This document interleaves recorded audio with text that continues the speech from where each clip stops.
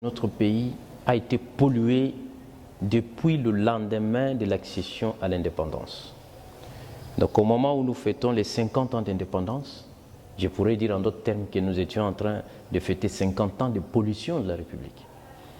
Donc c'est au lendemain de l'indépendance qu'il y a une succession de guerres internes, d'autres importées de l'extérieur, la présence des mercenaires, ainsi de suite. Toutes ces guerres ont fait en sorte que les mines soient plantées dans notre pays, les restes explosifs de guerre soient disséminés partout à travers le territoire national, et la lutte n'a commencé qu'après la ratification en 2002.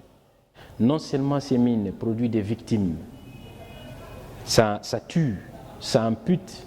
Lorsque ça tue un responsable d'une famille, quelqu'un qui nourrissait sa famille, avec tout ce que nous savons, vous voyez qu'il y a derrière cette mort-là une suite de problèmes sociaux. La présence des mines empêche l'accès, par exemple, aux champs, aux points d'eau, aux écoles, aux centres de santé. Et tout ça, ça constitue ce qu'on appelle les éléments des objectifs du millénaire. Comment le Congo va atteindre les objectifs du millénaire avec la présence des mines antipersonnelles?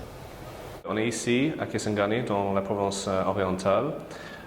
Nous, UNMAC, avec les communautés locales, ont identifié un besoin de déminage de plus de 8 millions de mètres carrés, c'est-à-dire 8 km carrés de zones suspectes.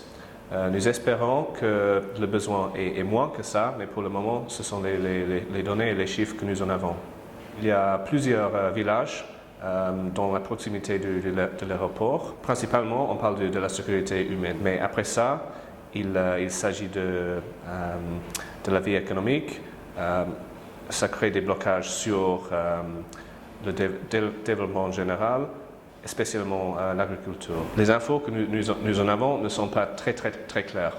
Donc il faut un processus d'enquête pour identifier les zones plus contaminées et puis suivre avec les équipes de déminage. Les fonds sont donnés par le gouvernement du Japon et donc le UNMAC et nos partenaires gouvernementaux, nous les remercions. Je pense que vivre dans un pays sans mines, c'est déjà une phase de la reconstruction.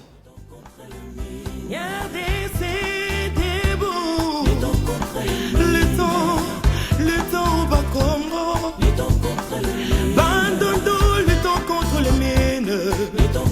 Équateur, n'en parlons pas, luttons. Oh Maniema, luttons contre les mines. Les mines antipersonnelles au sud de Kivu. Au nord Kivu, luttons contre les mines.